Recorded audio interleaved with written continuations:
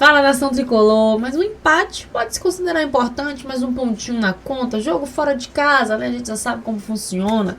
Bahia aqui no segundo tempo foi muito bem, mas vamos lá, deixar de enrolação e vamos ouvir a bancada da Salvador FM, com Márcio Martins e demais companhias. Bora lá acompanhar, ouvir a opinião do torcedor, né? Não esqueça de se inscrever, deixe seu like, ativa o sininho, tá bom? Deixe seu comentário de crucial importância para o YouTube entender que vocês estão gostando do conteúdo. E eu, voltando agora, preciso, né, dessa ajudinha de vocês. E bora lá. E para quem não gosta do conteúdo, é só você se retirar, né? Para quem gosta, tem muita gente que gosta, gente. Por isso que eu faço esse conteúdo. Tem muita gente que acompanha. Para quem não gosta, é só se retirar. Bora lá. Você ligado no Fogo Cruzado, galera! A partir de agora é com a equipe dos Galácticos, é comigo e com toda a equipe 1 a 1. Olha, gente, tem que ser justo, tem que ser correto, porque aqui não tem esse negócio de estar burlando a verdade. Primeiro tempo do Atlético, fato. Preocupante pelo tempo do Bahia. Segundo tempo era pro Bahia meter 3 gols nesse Atlético Mineiro. Eles tiveram chance também, mas era pro Bahia sair de Belo Horizonte vencendo o jogo. Esse último lance aí, eu acompanhei a bola entrando, gente. David Duarte cabeceia a bola, bate no travessão, bate no chão. Falei, vai entrar, e não entrou. Então tá aí, portanto, fala aí, torcedor. Boa noite a toda a bancada, saudações tricolor. Parabenizar aí esse ponto conquistado, né? Não só pelo resultado, mas principalmente pela postura do time. Primeiro tempo parecia que a cena iria se repetir, né? Aquele Bahia displicente, demorava a se concentrar no jogo, tomou o gol, mas ainda bem que conseguiu buscar, né? E principalmente no segundo tempo a postura, seu Rogério até que enfim não inventou, soube também oportunizar os meninos, principalmente para dar aquele fôlego no final, tanto nos corredores na hora de apoiar como também defender. E é isso aí, vamos por mais. Valeu, velho. Olha, eu concordo com o ouvinte, hein? Concordo com o ouvinte. Foi outra postura mesmo, tá? Então, assim, a gente tem que ser justo, tem que ser honesto, mas já quem comenta é o Gustavo Castellucci, hein? Comentarista do jogo de hoje. 1 a 1, Bahia foi buscar, como ele disse, mas teve chance até de virar o jogo, hein? A torcida do Atlético vaiou o time no final, Nilson. Vaiou o time no final, Nilson Luiz. Porque eles sentiram que o Bahia poderia ter vencido a partida, Márcio, né? O Bahia deu uma blitz ali no final, alguns contra-ataques. O Bahia perdeu alguns gols e essa cabeçada realmente foi inacreditável, né? Ele sobe sozinho, testa e a bola bate na trave e não entra. Incrível como nesse lance o Bahia deu azar e o Atlético deu muita sorte, o torcedor ficou na bronca e o Atlético fica aí no meio da tabela do Campeonato Brasileiro. Olha, o Bahia teve 2 bolas na trave, hein? 2 bolas na trave no segundo tempo. Um jogo de 2 tempos distintos, como foi Bahia e Chapecoense, só que ao contrário, né? Contra a Chapecoense, o Bahia jogou o primeiro, sentou no resultado e o segundo foi para esquecer. Hoje não, hoje foi ao contrário. O primeiro foi para esquecer, o Bahia não fez absolutamente nada. O Atlético Mineiro foi melhor nas suas tentativas iniciais, o Coelho teve uma boa jogada, um chute cruzado que o Ronaldo defendeu. Depois o Bahia teve muitas dificuldades, lá para os 35 minutos conseguiu chegar com um chute fraquinho, né, a cabeçada do William José, aos 34, né? No cruzamento do Ademir, a cabeçada do William José. O Ademir, que tinha tentado um chute fraquinho antes dessa cabeçada do William José. E aí, nos acréscimos, o Atlético Mineiro abriu o placar. Aos 45, uma jogada na área, onde o Juan se desvencilha do Zé Guilherme com facilidade. Ele coloca, como eu brinquei, né? Coloca o Zé Guilherme no bolso na jogada e sobe para cabecear. Faz 1-0 para o Atlético Mineiro. No intervalo a gente falava que o Rogério Ceni vai ter que dar uma mexida no time, vai ter que trocar peças para tentar dar uma equilibrada no jogo. Ele nem precisou disso, ele só trocou o Marcos Vitor por necessidade, colocando ele no lugar do Ramos Mingo. Mas o time voltou outro, com outra cabeça, com outra pegada, com outro comportamento, né? Encheu nossos olhos. Todos nós gostamos do segundo tempo do Bahia. Um time que criou muito mais oportunidades do que o adversário, jogando na casa do adversário. Não se apequenou em momento nenhum. Foi lá, conseguiu buscar o empate, numa jogada muito bem trabalhada, uma jogada que vira o campo, né? Começa com o William José praticamente no círculo central. Ele alonga a bola na esquerda para o Nestor, que rapidamente passa para a direita nos pés do Ademir. O Ademir domina e chuta, a bola caprichosamente bate na trave e entra no gol. E o Bahia pressionou, o Bahia criou, o Bahia chegou, a ponto de no final do jogo ter uma cabeçada, e com certeza os atleticanos vão comemorar como um milagre essa cabeçada do David Duarte, que bate no travessão, quase toca na linha e fica perto de entrar. É aquela coisa, né? 1 centímetro a mais para cima ou para baixo, ou um pouco mais de força ou menos força, essa bola teria entrado, né? Caprichosamente ela bate na trave, dá um susto em todo mundo. O Marlos chega a narrar o gol, né? Parecia muito que a bola ia passar pela linha, acabou não passando. E o Bahia termina o jogo trazendo um ponto para Salvador. Acho que é um ponto valioso. Poderia ter vencido, é claro. O sentimento que fica é esse. Poxa, poderia ter vencido. Poxa, poderia estar já no G4 roubando a vaga do Bragantino. Mas não aconteceu. Não adianta chorar o leite derramado. O que tem que se comemorar é o poder de reação do Bahia, as mexidas corretas de Rogério Ceni. Acho que o que ele planejou contra a Chapecoense ter dado certo hoje. Ele tira o William José, ele não coloca o Everaldo. O Everaldo não é esse cara de referência como a gente imaginou que fosse na chegada dele ao Bahia. Ele opta pelo Everton Ribeiro como, eu citei até falso 9, ele nem executa essa função, mas para a gente entender melhor a leitura do jogo, vamos classificar dessa forma. Ele é um homem lá de referência na frente, mas que não é o último homem, né? O cara que fica dentro da área para finalizar. Ele faz o número e o apoio para que os alas possam ultrapassar. E foi assim, num dos principais contra-ataques do Bahia. Foi puxado justamente pelos dois jogadores de beirada, né? O Juan Pablo e o Cauê Furquim, juntamente com o Everton Ribeiro. Acabou não dando certo por pequenos detalhes. Mas me agradam esses 4 pontos do Bahia nesse retorno da Copa do Mundo. Ter vencido a Chapecoense em casa, meio enferrujado também, assim como o Marlos Costa na narração, como ele mesmo brincou, e hoje ter feito essa imposição física, técnica, moral na Arena MRV contra o Atlético Mineiro e ter buscado o empate. Valeu.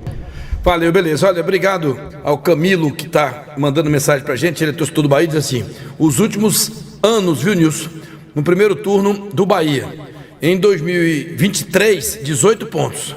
É muito abaixo. Em 2024, 31 pontos. Em 25, 33. E em 2026, 30 pontos. Dos últimos 4 anos, 2023 foi o pior ano e esse ano foi o segundo pior. 30 pontos. Mas tá lá brigando por vaga na pré-Libertadores ou na Libertadores, né? Então tá brigando ali. Acaba com 30 pontos o turno. Fechou com 19 jogos. Não é isso? Aí Washington diz aqui, ó, que juizinho ruim, viu? A arbitragem brasileira é uma negação quando vemos as arbitragens da Copa. E aí Irisvaldo fala que Eric Pulga sofreu um pênalti aos 46 do primeiro tempo. Comentem aí sobre isso. Rolou esse pênalti mesmo? Ninguém não achou, achei que foi pênalti. Não achei, não. Ô, Márcio, eu vou te confessar, na primeira imagem mostrada na transmissão, eu achei que havia um toque.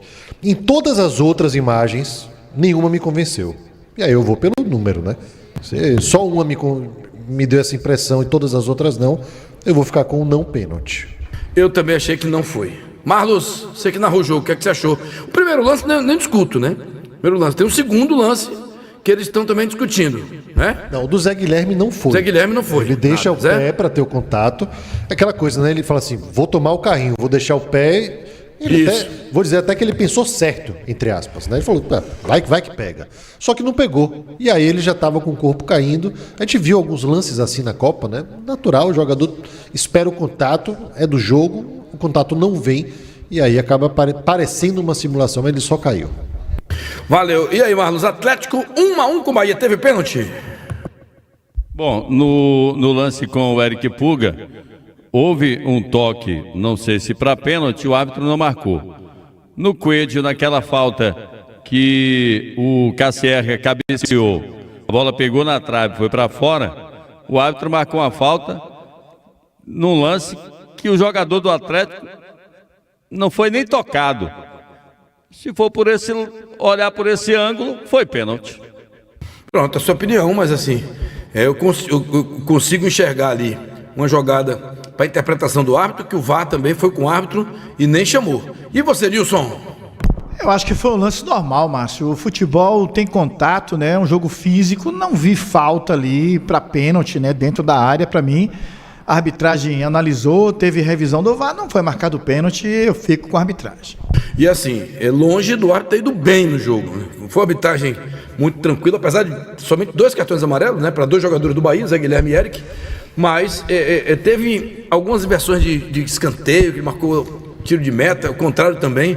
Mas assim, não foi uma arbitragem perfeita. Até porque nos lances capitais, na minha avaliação, ele acertou. Nos lances capitais. Eu não vi lance de pênalti para criticar aqui veementemente a arbitragem do Braulio aí. Agora, de se destacar, Márcio, um jogo com poucas faltas, né? 12 do Bahia, 4 faltas do Atlético. Não foi um jogo violento e, né, além de tudo, o Braulio da Silva Machado acabou deixando o jogo seguir. Nesse ponto eu gostei da arbitragem dele. O que me incomodou, por exemplo, é um ponto que me chamou a atenção. No pedido de pênalti do Zé Guilherme, ele dá uma risada meio de deboche da jogada. Não acho que seja o papel dele. Tudo bem, é do jogo, o jogo não é tão puritano assim.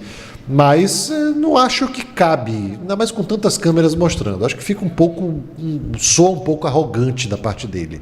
Mas, fora isso, gostei dessa parte dele ter deixado o jogo correr, mas também algumas faltas inventadas e invertidas. Fala, torcedor! Boa noite, Márcio. Boa noite, equipe dos Galácticos. Aqui é Gilton Silva, do bairro da Liberdade. Ô, Márcio, respeito o trabalho de vocês aí, admiro, acompanho sempre o trabalho de vocês, mas você é obrigado aí a discordar do Ricardo Castellucci aí, velho. Em que quando ele fala que Eric Puga fez uma excelente partida. Pelo amor de Deus. Puga não acertou nada nesse jogo aí hoje. E há muito tempo Puga não vem acertando nada no Bahia. Parece que esqueceu o futebol esse rapaz aí. Valeu? Muito obrigado. Fique à vontade, aí, pelo espaço mais uma vez. Não, e veja bem, pode discordar à vontade. Fique tranquilo com relação a isso, hein, Gustavo? Sem problema. Problema nenhum. Problema algum. Só não pode errar o nome, é Gustavo e não Ricardo. Eu gostei do Eric Puga, né? Tanto que ele até demorou a ser substituído, foi sair já no finalzinho do jogo para a entrada do Cauê Furquim, acho que aos 42 do segundo tempo.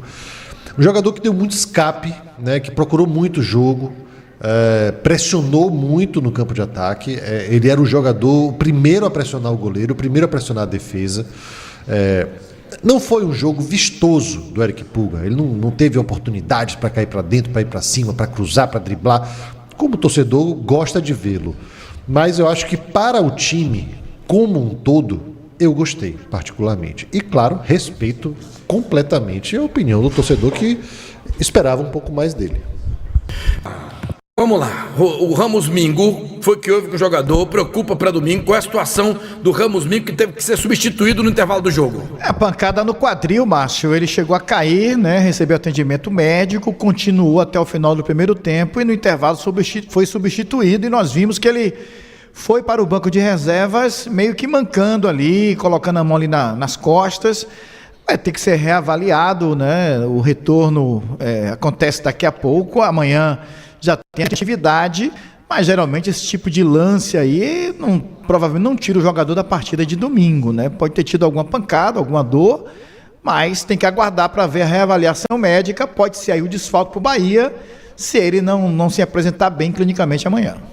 Beleza, Gustavo Castellucci, já quero sua opinião. Bahia tem um terceiro melhor aproveitamento como visitante no Campeonato Brasileiro, hein? Números que a gente já tem aqui para mostrar. O Bahia é o terceiro melhor aproveitamento como visitante neste campeonato de 2026 até agora, hein? Encerramos com o Bahia o primeiro turno do Tricolor com 19 jogos. Vamos ao jogo de volta a partir de agora no Campeonato Brasileiro, numa segunda etapa da competição. Ô Nilson, se for regularizado até sexta-feira, ele terá condição de jogar o Alejo Veliz. Sim. Ele entra em campo a titular domingo, se estiver regularizado? Sinceramente, não tenho essa certeza. Porque o que falta, na verdade, é a documentação entre as federações, né? A inglesa para a brasileira. A documentação do jogador está pronta. Não, mas vamos lá que chegue. Chegou sexta, vamos lá, chegou. Jogo. A pergunta é, ele é titular domingo? Acho que começa no banco. Eu acho que o Ceni vai colocar ele aos poucos, não vai de vez, não. É um jogador que já não joga há algum tempo, mas está em forma física. Eu acho que, uma opinião minha, do repórter Nilson Luiz, que acompanha o Bahia, eu acho que ele vai pro banco, e aí no segundo tempo ele vai ter a minutagem dele. Acho muito difícil que o Ceni lance o Alejo logo no primeiro tempo. Agora, como o Ceni inventou o Léo Vieira no lugar do João Paulo, vindo da Chapecoense, que ninguém no mundo imaginava, a gente pode até entender, mas eu acho que ele começa no banco. Dando que dos 4 grandes de São Paulo, 3 estão sofrendo transfer ban. Você vê como está o futebol brasileiro. São Paulo, Santos e Corinthians. Corinthians, 4 transfer bans. E aí é bom a gente aproveitar esse tema, Márcio, para pontuar rapidinho, né? Que a chegada do Grupo City fez o Bahia saldar as suas dívidas, organizar suas finanças, reorganizar o que devia, quitar absolutamente ou praticamente tudo. Vive uma nova realidade. É um dos poucos clubes desse campeonato que estão organizados financeiramente, né? Com o implemento da SAF, outros não, mas é um dos poucos clubes que está organizado financeiramente. Outra coisa, hein? Eu falei do rendimento do Bahia como visitante. Então, Nilson, anote aí. Bahia tem o 3º melhor aproveitamento como visitante até agora no Brasileiro. São 9 jogos, 4 vitórias, 2 empates e 3 derrotas. Bahia tem 51,9% de aproveitamento. 12 gols marcados, 14 gols sofridos. Teve 14 grandes chances, 6 convertidas, 9,8 finalizações para marcar o gol, 11,1 finalizações para sofrer gol. 51,2% de posse de bola. É o rendimento do Bahia fora de casa, que chega a quase 52%, viu, Nilson? É um handicap muito bom, né, Márcio? Se tivesse a bola entrado ali no último lance, o Bahia poderia estar na posição mais confortável, né? O ano passado o Bahia foi muito bem como mandante e visitante, apenas 3 vitórias. Precisa só ajustar os jogos em casa, né, para tentar chegar aí na Libertadores, até a 38ª rodada do Campeonato Brasileiro. Uma boa campanha fora de Salvador, coisa que não acontecia, acho que não aconteceu na história do Bahia, ter uma campanha tão boa assim, jogando fora da capital baiana, com tantos resultados positivos. Poderia ter sido melhor no jogo de hoje, mas é um fato muito interessante. O Bahia me parece que é o 11º como mandante, começou a rodada em 5º como melhor visitante, e já ganha posição com esse empate diante do Atlético. E se o Bahia vencesse hoje, mas por 2-1, seria o 3º colocado ao lado do Fluminense, empatado em todos os critérios técnicos.